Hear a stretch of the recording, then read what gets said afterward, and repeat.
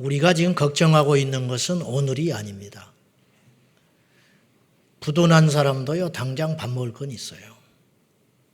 부도가 나도 내 주머니에 오늘 식사 해결할 돈은 있다니까요.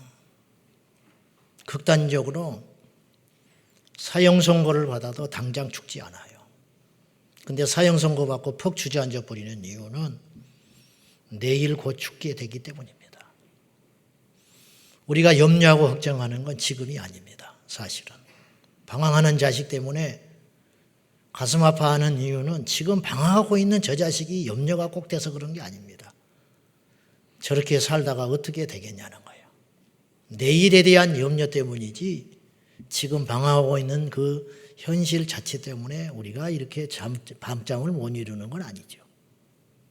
나라의 장래도 마찬가지고 교회의 장래도 마찬가지고 우리의 영적인 장래도 마찬가지입니다. 오늘 우리는 미래를 주제를 가지고 5번째 시간을 맞이했습니다. 설교를 하기도 만만치 않고 듣는 것도 만만치 않습니다. 세상살이에 지치고 힘든 여러분을 앉혀놓고 이러한 불편한 진실적인 이야기를 하려니 참으로 괴롭습니다. 그러나 여러분, 듣기 싫다고 안 들으면 망합니다. 예를 들어 볼까요? 치질. 대한민국 90%가 치질 환자입니다. 특히나 여자분들은 말하기가 민망하지요. 병원에 입원했는데 한사코 오지 말라고 하는 사람들은 그런 분들이 많습니다. 눈치가 없어가지고 제가 목회 초기에 악착스럽게 갔습니다. 막 진짜 오지 말라고 한 것인데 가야 할 것 같아서 그 말을 어떻게 고지고대로 믿냐. 가야지. 그리고는 막 사돈네 팔촌까지 뒤져가지고 기어이 병실을 안 가르쳐주는 걸 찾아가지고 막 교인들도 막 우르르 모시고 대동하고 가가지고 가봤더니 그 환자였어요. 그래가지고 막 그 병은 이제 아는 병이니까 여자 집사님 누워 있는데 예배 드리고 안수기도는 못하고 거기서 또 실컷 또 떠들었다가 그 다음날 들려오는 소식이 터져버렸다. 너무 웃겨가지고 터져버려서 재수술 들어간다. 뭐 그런 해프닝도 있었습니다. 그런데요, 치질 환자가 치질 걸렸다고 이야기하면요, 손해 안 봐요. 다 주변에서 가르쳐 줍니다. 어느 병원에 어느 의사를 만나라. 제가 무슨 말이냐면 그런 이야기라고 감춰서 이득될 건 없다. 자, 인류사에 가장 모든 사람에게 해당되는 이야기가 있다면 2가지라니까요. 결국은 돈과 성이라. 성경에는 이 이야기로 꽉 차 있어요. 이 이야기가 없이는 성경이 성립이 안 돼. 모든 드라마, 영화, 책, 음악, 우리 세상 살아가는 속에서 결국은 2 문제로 기결이 돼요. 돈과 쾌락. 그렇잖아요? 그래서 성경에도 마지막 때에 지금까지도 그래 왔고 특별히 이 마지막 때가 되면요. 요한계시록에 보면 마귀가 이 2가지 화두를 가지고 온 인류를 지배하는 날이 온다고 그랬어요. 그게 뭐냐? 짐승의 표가 등장하지요. 이것이 어떤 방식으로 어떤 모양으로 어느 때에 나타날지는 아무도 몰라요. 그러나 한 가지 확실한 건 2가지가 있는데 첫째는 강제성이 있다. 강제로 시행될 거다. 2번째는 그것을 받지 않고는 경제활동을 할 수 없다는 거예요. 매매를 못한다고 했죠. 그러니까 뭐 다른 거는 차치하고 바코드가 한때 짐승의 표라고 했으니 그건 해프닝으로 끝난 이야기고 제2, 제3의 그런 해프닝이 많았는데 분명한 건 강제성. 2번째는 경제적 타격을 줄 거라는 거예요. 이것이 없이는 금융거래도 못하고 장사도 못하고 생필품도 살 수 없는 날이 온다. 이것이 아니면 짐승의 표는 아니에요. 이걸로 동원해가지고 적그리스도가 꽉 휘어잡고 명분과 힘을 가지고 그래서 화폐 없는 세상이 되어가는 걸 저는 상당히 우려스럽게 생각해요. 결국은 이제 그 길로 가려고 하는 밑작업이기 때문에 그렇죠. 그 다음에 또 하나는 뭐냐면 마지막 때의 성, 쾌락을 가지고 인류를 공격할 건데 그것이 지난주에 저희가 본문에서 봤던 음녀에 술 취하는 술이죠. 음녀가 음탕한 여자로 묘사된 그 사탄의 거대한 힘들이 전 세계를 음란의 술에 취하게 만들어가지고 남녀노소 직분 사회적 이치와 상관없이 흐느적거리게 만드는 거. 이것에 온통 취해가지고 제 말이 절대 과장이 아니에요. 과거 30, 40년 전하고는 지금은 완전히 양상이 달랐어요. 이것에 미친 것 같아. 모든 언론, 문화, 음악, 영화 할 것 없이 이것으로 주제가 들어가고 있으니까요. 그런데 옛날에는 기껏해야 불륜 정도로 끝난 이야기가 지금은 완전히 성적인 그 마지노선이라는 게 있잖아요. 사람이라는 게. 그 한계가 없어지는 세상이 열리고 있다. 이렇게 우리가 이런 시대에 맞이하고 있는 겁니다.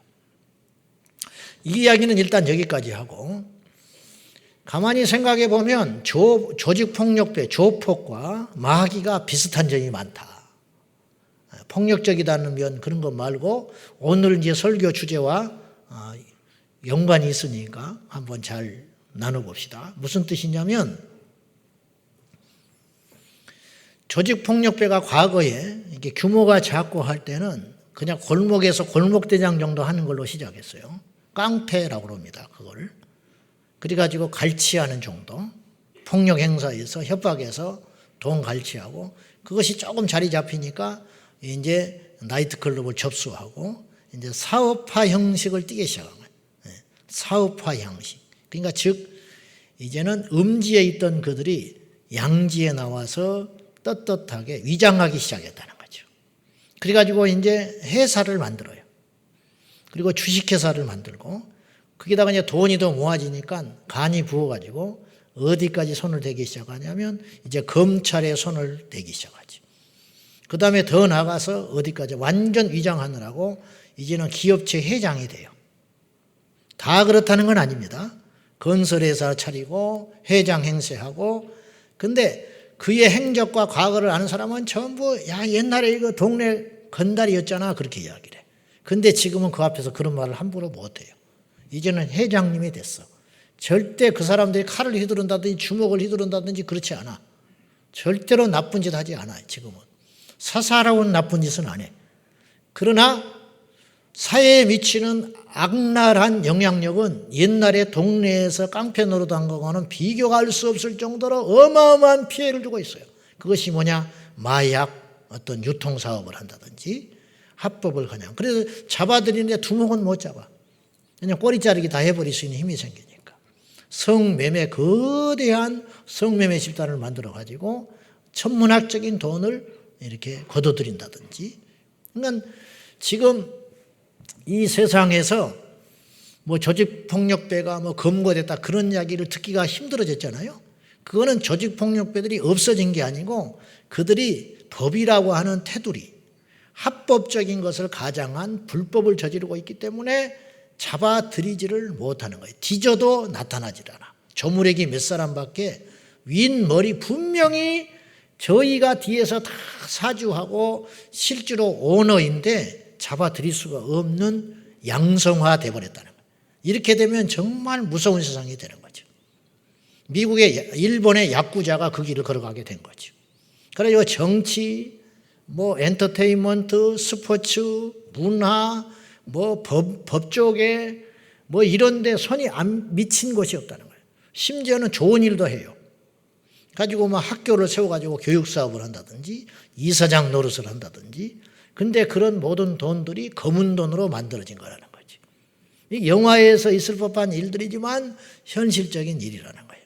자, 제가 무슨 말씀을 드리려고 하는 거냐면 마귀가 지금 이 시대에 과거에는 동네 깡패 정도 역할을 했어요. 무슨 말이냐? 어느 개인에게 귀신이 역사해가지고 막 정신장난을 일으킨다든지 교회에서 막 예배 시간에 일어나서 소리 지르게 한다든지 또 조금 더 발전하면 교회를 막 분열시켜가지고 깨버린다든지 기껏 하는 정도가 이 정도였는데 이제 마귀가 그런 사사로운 시시한 일들은 거의 안 하는 것 같아요.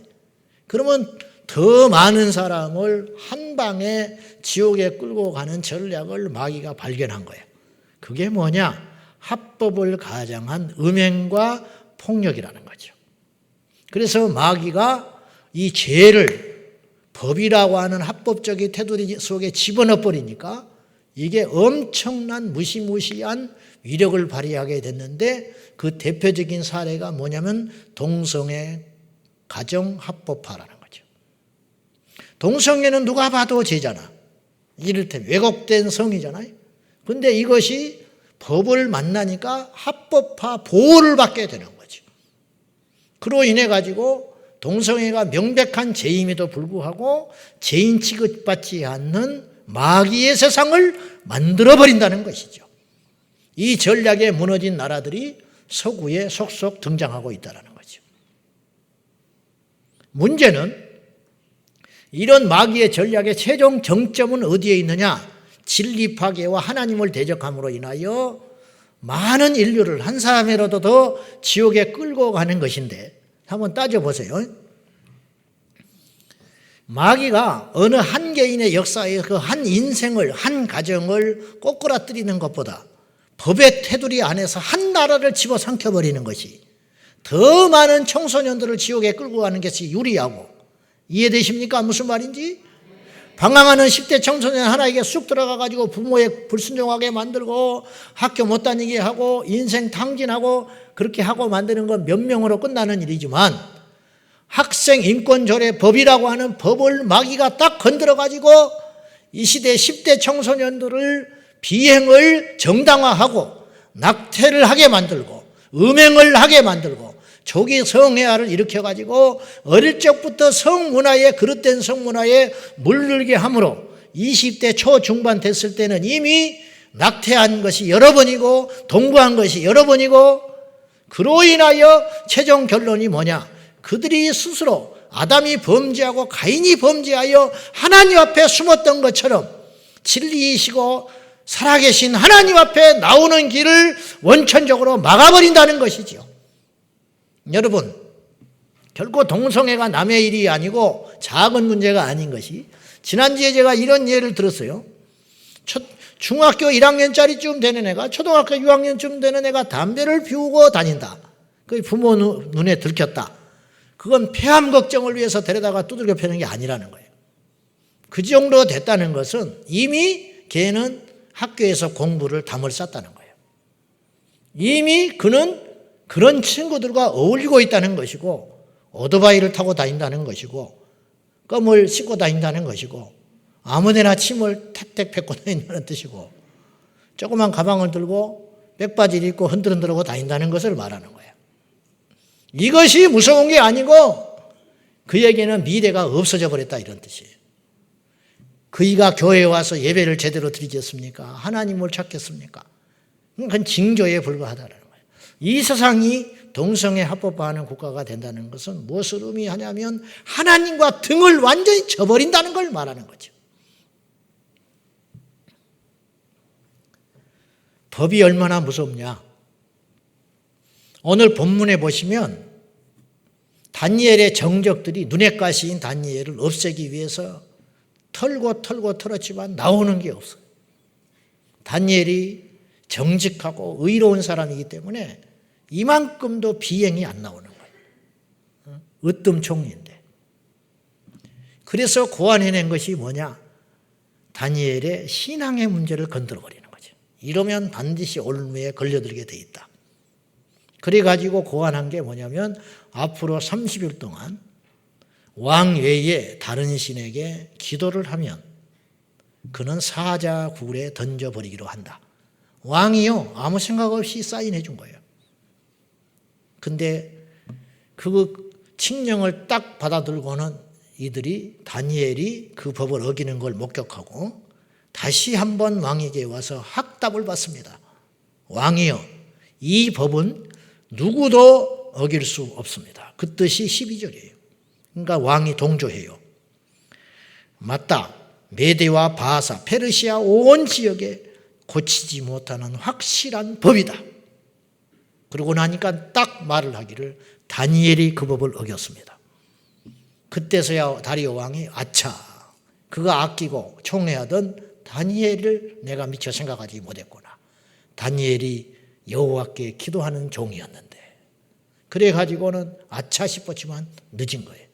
법이라는 건요, 누구든지 지켜야 돼. 그래서 악법도 법인 거예요. 하다못해 집에서 밤 10시 이후에 핸드폰 하면 벌금 1,000원 그랬어. 근데 사업하던 아버지가 카톡이 오니까 10시 5분에 카톡을 열어본 거야. 그때 아들놈이 봤어. 초등학교 3학년짜리가. 아빠 벌금.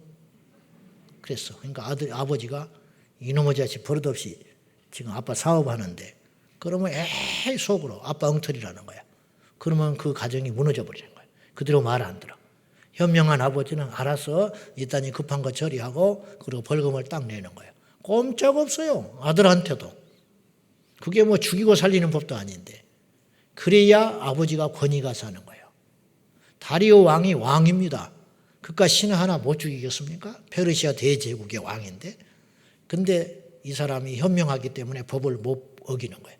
자기가 속아서 도장 찍었지만 이 법을 어기지를 못하는 거예요. 그래서 14절에 이렇게 반응할 수밖에 없어요. 한번 봐요. 시작. 그로 말미암아 심히 근심하여 다니엘을 구원하려고 마음을 쓰며 그를 건져내려고 힘을 다하다가 해가 칠 때에 이르렀더라. 하루 종일 다리오가 다니엘을 억울한 줄 알고 살려보려고 온갖 생각을 다 하고 묘수를 짜냈지만 법이요 막을 수가 없는 거예요. 어길 수가 없는 거예요. 그래서 하루 해가 저물어 버렸어요. 안 되는 거예요. 제가 무슨 말씀을 드리려고 하냐면 이 원리 원칙은 법치주의 국가인 이 시대에서도 놀랄 만큼 강력한 위력을 발휘하고 있다는 거죠.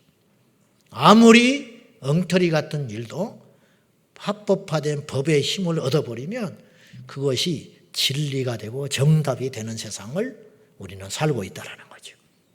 동성애가 합법이라고 하는 법을 만나버리면 이것은 모든 사람을 지배하는 힘을 갖게 된다는 뜻이에요.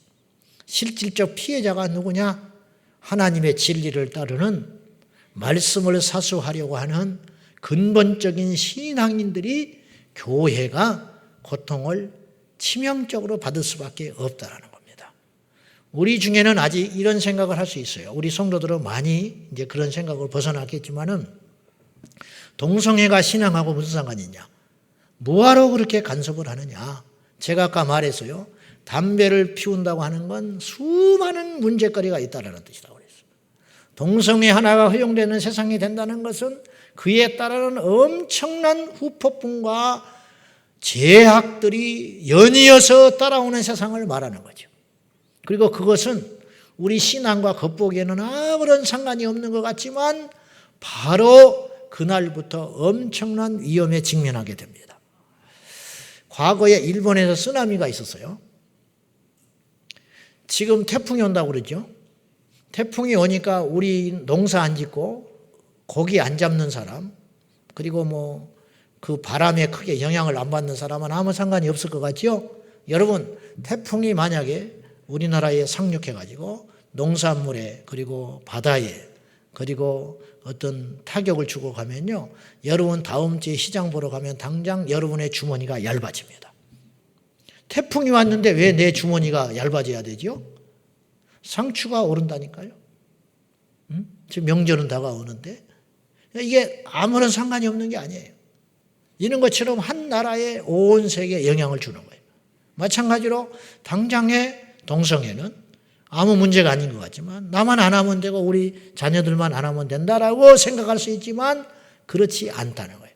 이걸 무기 삼아서 성도들과 교회를 어마어마하게 공경할 수 있는 빌미가 된다는 거예요. 빌미. 아멘입니까? 아멘. 자, 과거에는 일반적 상식과 보편적 사회 합의에 의해서 인간으로서는 저질러서는 안 되는 일종의 사회적 금기와 약속이라는 게 있었어. 예를 들면 남의 아내는 건드리지 않는다. 그렇잖아요. 남의 재산은 건드리지 않는다. 자식은 마땅히 부모를 못났든 잘났든 공경해야 된다. 지금도 있죠, 이런 거. 근데 이거는 사법적으로 부모에게 함부로 한다고 해서 감옥에 집어넣고 그러는 건 아니야. 그러나 그런 일들이 생기면 그 동네에서 고개를 못 들고 다녔어요. 그 동네에 못 살아. 이사 가야 돼. 이런 거. 그런데 문제는 오늘날은 점점 이 경계가 약해져 버리기 시작했다는 거죠. 그 이유가 뭐냐? 두 가지 이유 때문인데, 첫째는 빈번한 노출. 무슨 말이냐면 인간으로서는 해서는 안 되는 어떤 일들이 자꾸만 등장하는 거예요. 언론, 드라마, 영화, 음악, 문학작품 막 이런 일을 통해서 무차별적으로 해서는 안 되는 일들이 계속 나타나는 거예요. 여러분, 정치인들이 제일 무서워하는 게 뭔지 알아요? 욕먹는 게 아니에요. 이 모 씨는 지금 속으로 엄청 노래 부르고 있어요. 왜냐하면 대통령보다 더 유명한 사람이 돼가는 거예요. 왜 그런지 알아요? 정치인들이 제일 무서워하는 게 뭔지 알아요? 잊혀져 가는 거예요. 그 사람에 대해서 아무도 몰라가. 그러면 그 사람은 정치 생명이 끝나버리는 거예요. 아무리 실력이 있고 좋은 일을 많이 했고 앞으로 전망이 밝아도 미래가 창창해도 이 사람을 누구도 거론해 주지 않으면 그 다음에 나서지를 못해요. 그러니까 잊혀지는 것이 제일 힘든 거예요. 욕을 먹든 어쩌든지 날마다 언론에 오르내리는 것을 제일 좋아하는 거야. 왜냐하면 그 다음에 나오면 사람들이 욕하면서도 기억을 하고 있어요. 그래서 찍어줘요. 이게 노출의 힘이야. 빈번한 노출. 자, 몇십 년 전에 동성애가 딱 등장할 때 동성애라는 단어 자체에 관심이 없었어요. 그리고 동성애가 뭐대? 그렇게 물어봤을 거 아니에요? 아, 이런 거래. 이런 뭐 인간의 탈을 쓰고 에이, 다시는 재수 없어. 그런 소리도 하지 마. 그랬을 거란 말이에요, 처음에. 그렇죠. 화들짝 놀랬지. 그런 일들이. 근데요, 그런 일이 계속 나와요. 뭐 좋든 나쁘든 욕을 하든 어쩌든 계속 나오니까 텔레비전을 틀어도 나오지, 인터넷을 봐도 나오지, 신문을 봐도 나오지, 무슨 소설 작품을 봐도 나오지.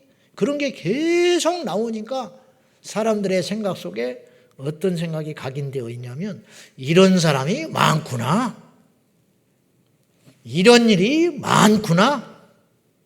그러면서 점점 어떤 일이 벌어지냐면 그런 사람들도 한편으로 이해가 된다. 그럴 수도 있겠지.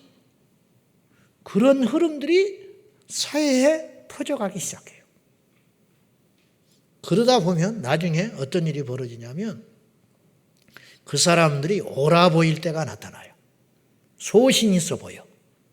네? 소신 있어 보이고 멋져 보이기 시작하는 거예요. 그래서 커밍아웃 하는 사람을 박수치는 세상이 됐어. 지금 그 정도 단계까지 왔죠? 근데 우리가 이런 것들을 그 다음에는 이렇게 되겠구나 이렇게 해서 한 게 아니라 지금 이야기를 들어보니까 맞는 거야. 그렇죠, 여러분? 맞아, 이렇게 됐네. 이제 다음 단계가 뭐가 남은지 아세요? 그 외에는 인정하지 않는 단계가 남았어요. 이걸 뭐라고 그러냐면 동성애 독재라고 그러는 거예요. 동성애 독재 국가. 그래서 우리 집사님도 오스트리아에서 오셨는데 우리 집사님이 전해준 이야기가 저한테 있었어요. 그게 무슨 말이냐. 제가 한번 한 기억이 나는데 오스트리아에 같이 신앙생활하던 그 교회에서 일어나는 현실인데 그 사이가 어떻게 됐냐. 그 집사님이 이제 어린 애들이 있는 거예요. 우리 한인. 근데 이제 거기서 학교 다니고 있죠. 근데 그 오스트리아의 유명한 우리나라 BTS처럼 그 유명한 이제 대중 가수가 있는 거죠. 근데 이 친구가 동성애자예요. 현재. 다 알죠. 사람들이. 그런데도 이제 워낙 인기가 있어. 유명해. 그래서 젊은이들한테 영향을 많이 줄 거 아니에요? 영향을. 그러면 계속 텔레비전에 나오니까 그 부모님이 이야기를 하다가 애를 앉혀놓고 초등학생을 앉혀놓고 저거 이제 불편하지. 자꾸 그 사람이 나오니까. 기독교인으로서. 저건 아니라고 본다. 동성애는 죄야. 아니야, 너. 그렇게 가르쳤어요. 그러니까 그러놓고 얘가 가서 학교에 가서 무심코 친구들하고 이야기하다가 그 가수 이야기가 나오게 되었고, 우리 엄마가 이야기하는데 그건 죄래, 아니래, 틀렸대, 그렇게 이야기했어요. 그러니까 그 이야기를 들은 친구가 학교 선생님한테 고발을 했어요. 그래서 선생님이 그 말을 듣고는 다시 얘를 불러가 자초지종을 따져보니 그 엄마가 그렇게 말한 것이 사실이었어. 그러니까 어떻게 했냐? 그 부모는 혐오주의자요, 차별주의자다. 이런 나쁜 부모 밑에서 이 선량한 아이를 교육받게 해서는 안 된다. 그래서 모처를 만들어 놓고 이 아이가 원하면 그곳에 부모와 독립시켜서 분리시켜야 한다. 이런 법이 있는 거예요. 그 나라는. 이게 딱 보면 북한이지요. 부모가 자식을 고발하고 자식이 부모를 고발하는 5담당제. 고발하고 감시하고 철퇴를 내리는. 그리고 당의 주체사상을 위해서는 혈연관계도 끊어지는. 그래서 부모와 자식의 관계가 끊어지는 백주대낮 21세기 민주주의 국가 시내 한복판에서 이런 일이 일어나고 있다는 거지. 뭐 때문에 이런 일이 일어나느냐? 법이요 라는 거예요. 법. 그런 법이 있다는데 어떡할 거예요? 그런 법이 있다는데. 그러니까 한거를 못하는 거예요. 한거를 못해. 여러분, 다른 신에게 기도한다고 사자굴에 집어넣는다는 게 상식적으로 말이 되는 소리입니까? 그게 무슨 나라에 무슨 얼마나 어지럽혔으며 무슨 반역죄이며 도대체 무슨 죄이길래 다른 이 페르시아 제국이 제국인데 다른 나라의 문화와 종교를 받아들여 가지고 오늘날의 미국처럼 그런 범제국주의인데 그런 나라에서 30일 동안 그것도 다른 신에게 왕이 아닌 다른 자에게 기도를 하면 굶주린 사자에게 집어넣어 가지고 죽인다? 이게 백주대낮에 있을 수 있는 합리적인 일입니까? 그런데 법을 그렇게 정했다니 어떻게 하겠어? 해볼 방법이 없는 거지. 그로 인해서 일어나는 현상이 있는데 아까도 말했다시피 죄에 대해서 무감각해지고 경계심이 무너진다는 거지.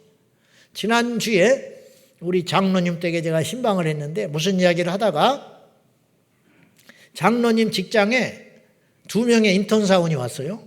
근데 마침 요새 이제 그런 설교를 장로님이 들은 터라 그 인턴 사원 젊은이 여자 자매 둘을 앉혀놓고 물어봤다는 거예요. 야, 너네들은 동성애를 어떻게 생각하냐? 그랬더니 역시나 이런 답이 돌아왔어요. 요즘 젊은 세대 같은 답이 돌아왔는데 상관없어요. 동성애 나는 괜찮다고 봐요. 여기까지는 씁쓸하지만 그럴 줄 알았다 이거죠. 그래서 제차 장로님이 이렇게 질문을 했다는 거예요. 야, 그러면 네가 나중에 시집 가가지고 자식을 낳는데 그 자식이 똑같은 동성을 끌고 와가지고 결혼한다고 그러면 어떡할래? 그랬더니 그건 아니죠. 안 되죠. 그렇게 답이 나올 줄 알았다는 거야. 근데 그런 답이 나오지 않고 눈을 딱 뜨고 한시도 망설임 없이 이렇게 답을 했어요. 괜찮아요. 걔는 걔 인생이 있는 것인데. 근데 이 말이 당장 안 닥쳤으니까 그냥 무심코 하는 말이 아니라 진심으로 들이더라는 거예요. 얘는 진짜 그런 것에 무감각하고 신경을 안 쓸 사람이 됐더라는 거예요. 뭐 때문에 이런 일이 벌어졌냐? 사탄의 무차별적인 공격 앞에 지금 이 기준이 무너져 버린 결과라는 거죠.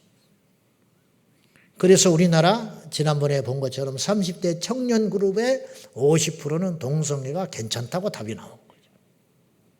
네덜란드의 10대 청소년 50%는 이미 성소수자가 돼버리고 말았다는 거죠. 그래서 첫 번째는 불법한 일, 음행이나 불법한 일들이 정당화되기는 과정 속에 하나가 빈번한 노출. 계속 그런 일이 생기면 보도가 나오면 그렇게 돼 간다는 거지. 두 번째는 뭐냐? 다수의 탄생. 즉 당연히 그런 영향을 받은 사람들이 많아져 가지고 점점점 그런 사람들이 많아지는 거죠. 이슬람화되는 과정을 보면 한 국가가 이슬람화되는 영국이나 프랑스가 다 그렇게 됐어요. 지금 프랑스 자국민은 이슬람에 밀려가지고 소수 민족으로 전락해 가고 있습니다. 대부분의 나라가 이런 전철을 밟았는데 수십 년 전에 이슬람이 한 방울 뚝 떨어집니다. 그 나라에. 그리고는 5%, 2%, 3%가 되면 맥을 못 추지요. 당연히 모스크를 지어달라는 둥 이런 소리 못해요. 그냥 자기들끼리 모여서 소수니까 이렇게 하다가 10%, 20%, 30% 힘을 얻게 되면 그때 요구하기 시작합니다. 모스크 지어달라. 그럼 지어줘야 돼요. 30%인데 여러분 신천지가 지금 대대적으로 광고하고 다니는 거 알죠? 신문에 광고하고 시내버스에 붙이고 다니는 거 알죠? 돈이 많아서. 그리고 50% 이상이 넘어가면 정치적으로 이제는 힘을 얻게 돼가지고 법을 바꾸기 시작합니다. 그리고는 70%, 80%, 90% 이상 가면 무슬림, 이슬람을 믿지 않는 사람 외에는 처단해버립니다. 옳기 때문에 그런 게 아니에요. 5%대나 95%대나 무슬림은 똑같은 무슬림이고 교리는 똑같은 교리인데 수가 많으니까 완전히 자세가 달라지는 거예요. 이해가 되시죠? 동성애자가 5%일 때는 힘을 그렇게 내지를 못해요. 그때는 어떻게 했냐? 모자이크 처리하고 하면 나왔어요. 음성 변조해가지고. 그런데 지금 메리키어나 남의 연애가 다른 사람의 연애가 아니에요. 남자야. 남자들의 연애라는 거. 남자끼리 연애하는 걸 남의 연애라고 하는 거예요. 아시겠어요? 남자끼리 연애를 다루고 있어. 나는 그거 이제 잠깐 살짝 그 유튜브에서 봤지만은 거기 보면 남자끼리 짝짓기 하잖아. 응? 당당합니다. 직업 밝히고 이름 밝히고 얼굴 다 나옵니다. 만약에 20년 전에 이런 프로그램이 드라마에 이렇게 텔레비전에 나왔다. 방송심의위원회 난리 날 거예요. 유림들 일어나고 난리 날 거예요. 그러나 지금은 아무 소리 안 해요. 기독교인 중에 소수만 이걸 외치고 있고 SK 본사 앞에 가서 외롭게 소리 지르고 있는 거야. 지금. 여러분, 제가 간통죄를 예를 들어 보겠습니다. 간통죄가 폐지됐습니다. 간통죄가 폐지된 것이 간통죄가 위헌이기 때문에 폐지된 게 아니에요. 사실은 따지고 보면.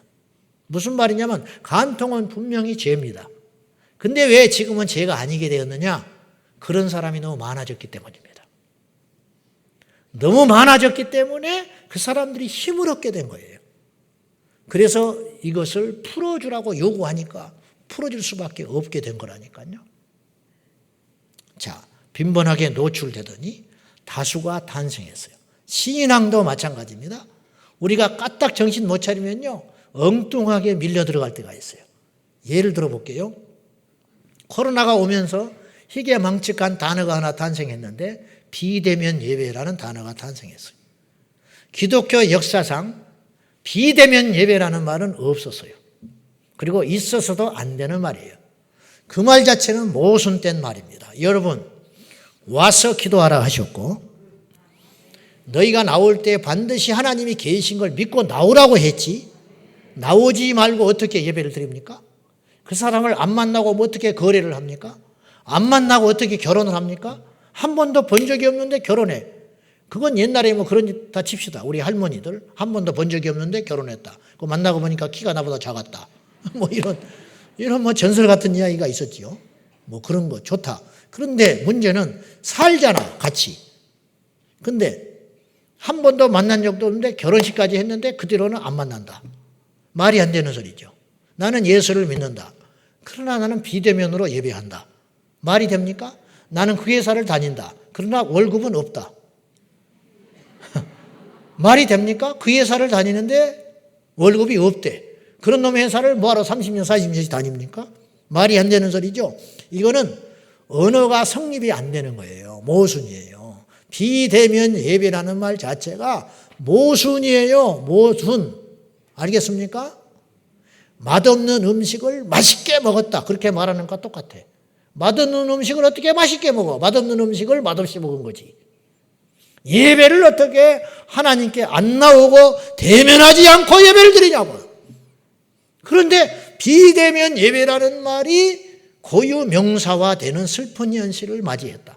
즉 비대면 예배는 예배가 아닌데 비대면 예배도 예배 중에 하나다. 이런 문화가 자리 잡기 시작했다는 거예요.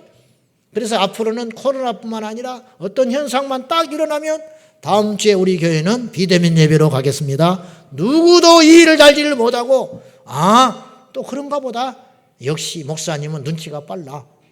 그리고 비대면 예배로 누구도 주저하지 않고 그렇게 해버리는 세상이 온다 이 말이죠. 영상 예배에 드립시다. 영상 예배라는 말이 어디가 있어요 도대체.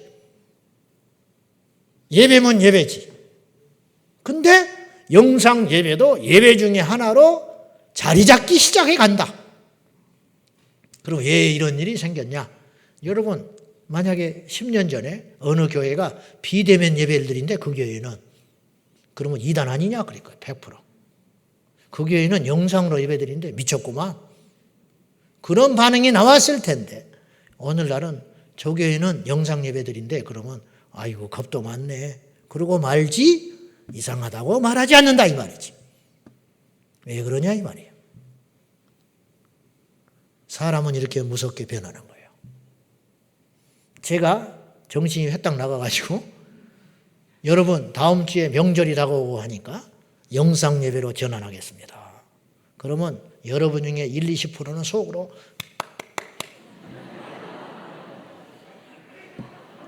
목사님 센스쟁이 예배드리고 나갈 때요. 목사님 이러고 가는 인간이 있다니까요. 없을 것 같아요?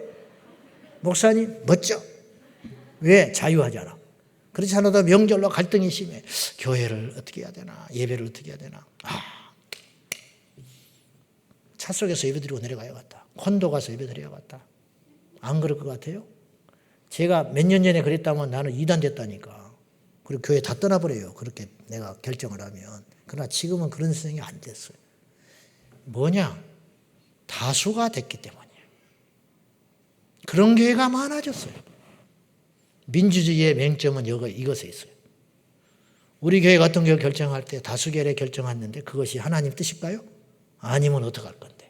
여러분 다수결에 의해서 결정했으면 이스라엘 백성들은 가나안 땅에 못 들어가요. 왜냐? 10명이 반대하고 2명만 찬성했거든요. 하나님의 나라는 그렇게 가는 것만은 아니에요.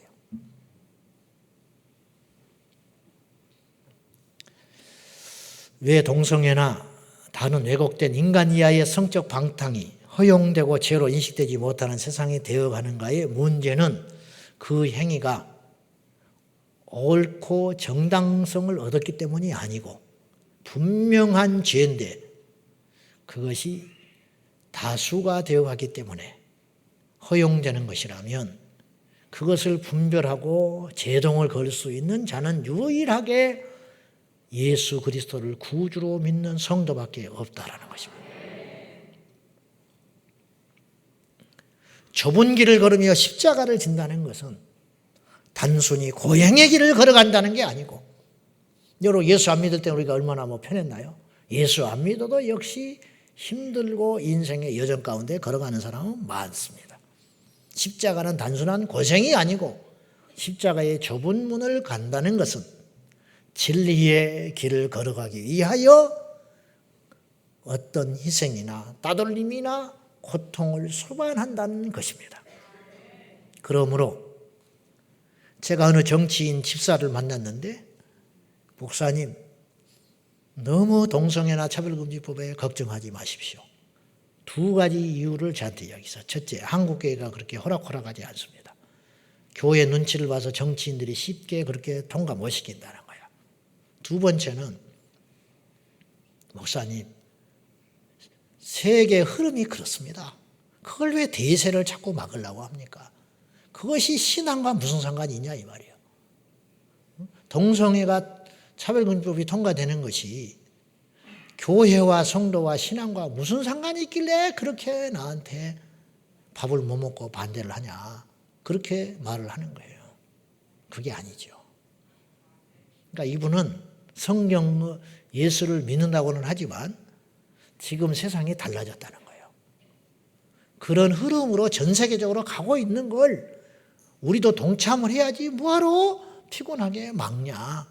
그 말을 하는 거예요. 그렇게 친다면 그건 넓은 길이 되는 겁니다. 진리를 버리고 좁은 길을 포기하고 넓은 길로 뛰어드는 것입니다. 그 길은 망하는 것이라고 주님이 말을 하셨습니다. 말씀 맺겠습니다. 오늘 주제를 사실은 제대로 다루지 못하고 절반밖에 못했어요. 우리 셀 리더들이 굉장히 지금 이번 주에 고생하게 생겼어요. 이게 문제하고 이 설교하고 달라서. 그러니까 셀 모임, 리더 모임에 꼭 오셔야 됩니다. 아무튼지 여러분이 당장 이런 이야기를 세상살이도 힘들고 지쳐 죽겠는데 이런 현실이 힘들고 어렵지만 여러분이 잘 생각하시고 들으셔서 텔레비전 방송, 뉴스, 다양하게 나오는 언론 매체들을 이런 시각으로 잘 보셔서 지금 이 나라가 어디쯤 와 있는가. 제가 볼 때는 이제 합법화되기 전에 와 있거든요. 이제는 손가락질하러 할 수 없는 세상이 되었고 이제는 자유라는 이름으로 개인적 취향이라는 이름으로 이제는 자기 치사 선택의 문제로 음행이 분명히 죄인데 그런 수준에 와 있어요. 이 과정을 지나면 이제는 법으로 쪼여오는 세상이 올 테니 그 직전에 와 있는 골든타임이라는 걸 꼭 기억하고 우리가 깨어서 기도하고 행동함으로 대한민국의 미래가 이구동성으로 서구에 깨어있는 그리스도인들이 하는 말이 우리는 방심해서 당했다. 유일하게 남아있는 대한민국은 지켜다오. 이렇게 이구동성으로 외치고 있습니다. 그 외침 우리가 듣고 이 나라를 하나님의 진리 가운데 우리도 몹시 부족하지만 지난주에도 말했다시피 우리 핫가름도 못하는 부족한 사람들임에도 불구하고 이것을 아는 이상 그대로 있을 수는 없습니다. 한 주 동안도 기도하시고 승리하시는 저와 여러분 되시기를 바랍니다. 기도하겠습니다. 하나님 아버지,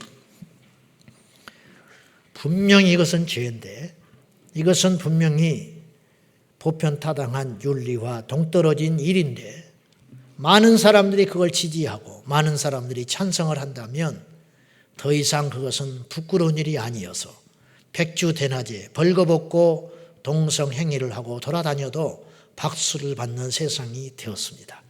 분별 없는 이 시대에 우리 예수 믿는 우리조차도 분별 없이 넘어질까 싶사오니 깨어 분별하는 십자가를 지는 좁은 문으로 걸어가는 참된 예수님의 제자가 되게 하여 주시옵소서.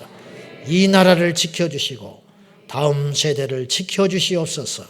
예수님의 이름으로 기도하옵나이다. 아멘.